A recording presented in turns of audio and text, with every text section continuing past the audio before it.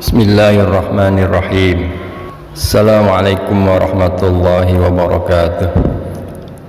Jumpa lagi dengan Pak Nas melalui Al-Faizna Channel dalam video tematik tema 5 subtema 3 pembelajaran kedua dan ketiga. Pada kali ini kita akan mempelajari tentang menjelaskan manfaat keragaman wirausaha, merancang embalase sebagai identitas sebuah produk, kemudian menjelaskan cara membuat magnet dan mengisi teks formulir pengiriman barang. Namun seperti biasanya sebelum kita mulai belajar, mari sama-sama kita berdoa agar apa yang kita pelajari akan diberikan kemudahan oleh Allah Subhanahu wa taala dan dijadikan ilmu yang bermanfaat dunia akhirat. Bismillahirrahmanirrahim. Raditu billahi rabba wa bil islami dina wa bi Muhammadin nabiyya wa rasula. Rabbi zidni ilma warzuqni fahma. Allahumma anfa'ni bima 'allamtani wa 'allimni ma yanfa'uni wa zidni ilma. Amin. Anak-anak sekalian, semangat kewirausahawan dapat ditanamkan sejak kecil. Saat ini banyak pelajar yang mulai berwirausaha. Wirausaha yang mereka lakukan beragam jenisnya, misalnya berjualan jus, produk mainan, atau aksesori buatan sendiri. Apakah kamu memiliki ide untuk melakukan wirausaha? Apa produk yang akan kamu buat? Baik, kita akan memulai bahasan yang pertama, menjelaskan manfaat keragaman wirausaha. Berikut ini ada teks mengenal salah satu contoh wirausaha yang dilakukan oleh siswa sekolah dasar. Silakan dibaca pada buku paket tema 5 halaman 76 tentang memperingati Hari Peduli Sampah Nasional dalam berwirausaha.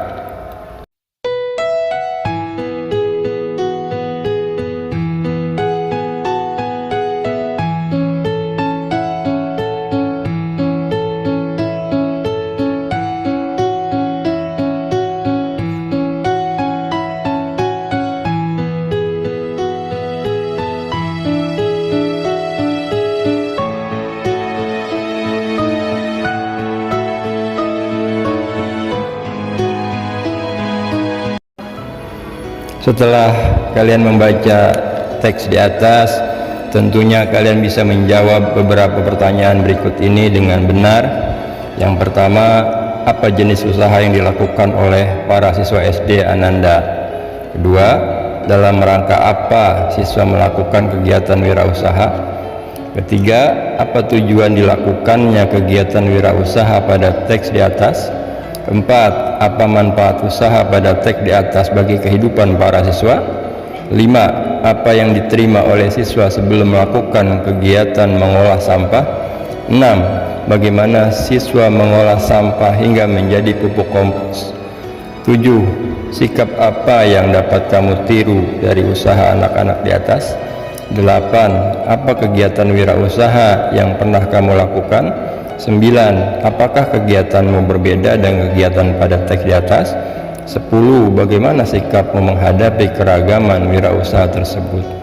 Nah, anak-anak sekalian, tentunya pertanyaan tersebut tidak harus dijawab dengan tulisan.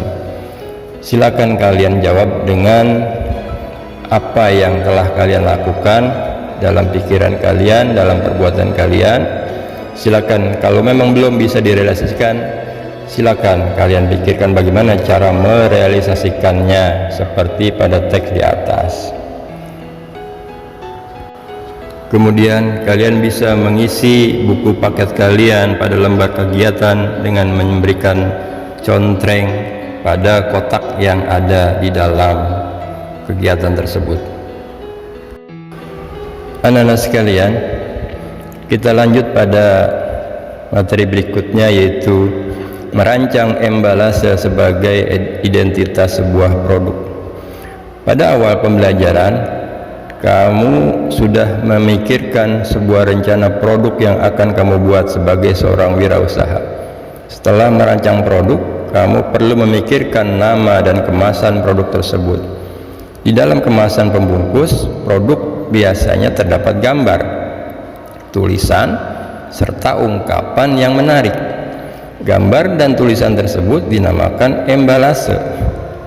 Embalase merupakan jenis reklame visual yang terdapat pada kemasan atau pembungkus hasil produk yang diperjualbelikan. Selain sebagai pembungkus atau pelindung produk, kemasan suatu produk juga dapat berfungsi sebagai daya tarik dan pemberitahuan kepada konsumen. Pada embalase terdapat gambar, tulisan, serta ungkapan yang menarik. Perhatikan contoh kemasan produk berikut ini.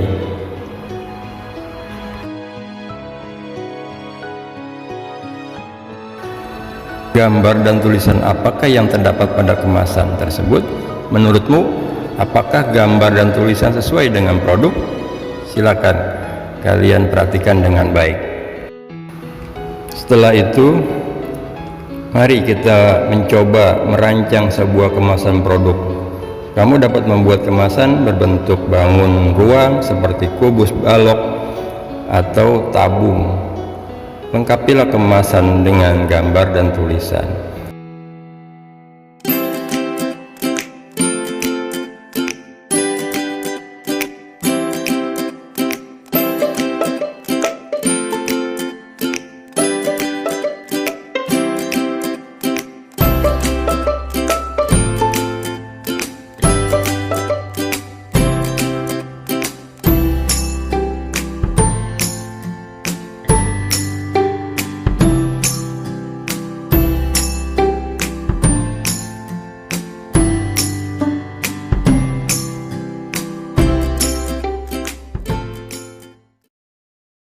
Selanjutnya kita akan membahas pembelajaran 3, yaitu tentang menjelaskan cara membuat magnet dan mengisi teks formulir pengiriman barang. Produk hasil wirausaha cenderamata khas daerah tertentu sering dijajakan di tempat wisata. Contohnya seperti pada gambar di samping. Produk cenderamata biasanya dihasilkan dari bahan baku yang banyak ditemukan di sekitar tempat wisata. Apa cenderamata khas daerahmu? Apakah bahan baku yang digunakan untuk membuat cenderamata tersebut berasal dari daerahmu?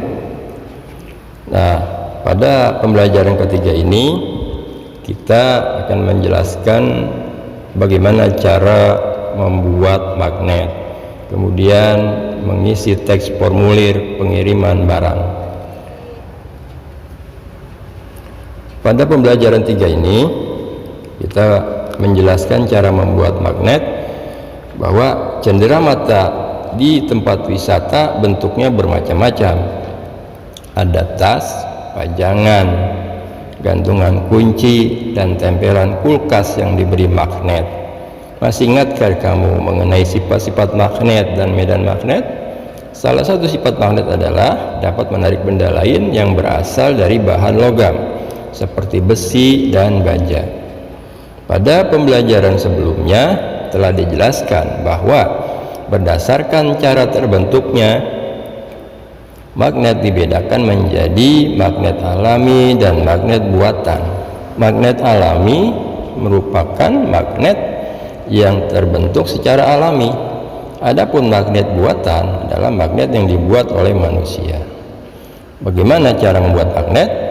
Magnet dapat dibuat dengan cara digosok, induksi, dan dialirkan arus listrik atau elektromagnet, seperti pada gambar berikut ini.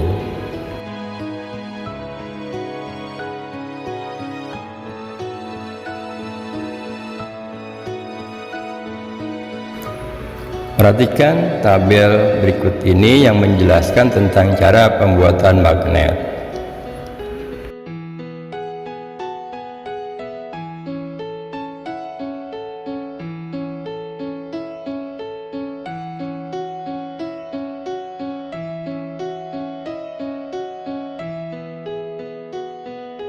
Anak-anak sekalian, kita akan melanjutkan ke materi berikutnya, yaitu mengisi teks formulir pengiriman barang.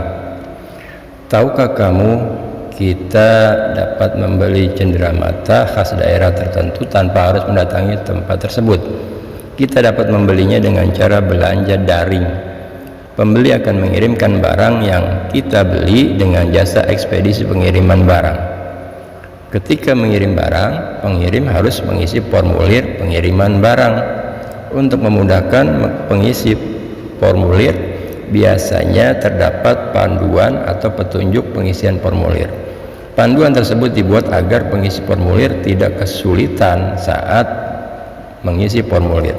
Selain itu, pembuatan panduan pengisian formulir bertujuan agar pengisi formulir dapat memberikan informasi sesuai keperluan pembuat formulir. Pernahkah kamu mengisi formulir? Apa jenis formulir tersebut? Apakah ada panduan pengisian formulir pada formulir yang telah kamu isi tersebut?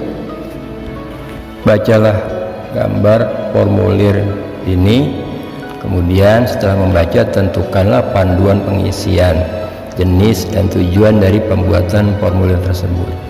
Isi juga formulir sesuai dengan panduan yang disajikan. Anak sekalian, Pak Anas kira cukup untuk pembelajaran kita kali ini, pembelajaran 2 dan 3. Kita akan sambung kembali pada pembelajaran berikutnya. Sebelum diakhiri, Pak Anas berpesan jaga kesehatan dengan mencuci tangan dengan sabun, kemudian memakai masker dan jaga jarak di antara kalian agar tidak tertular virus COVID-19. Diakhiri dengan hamdalah, alhamdulillahirabbil alamin. Subhanakallahumma wa bihamdik asyhadu an la ilaha illa anta astaghfiruka wa atubu ilaik. Wassalamualaikum warahmatullahi wabarakatuh.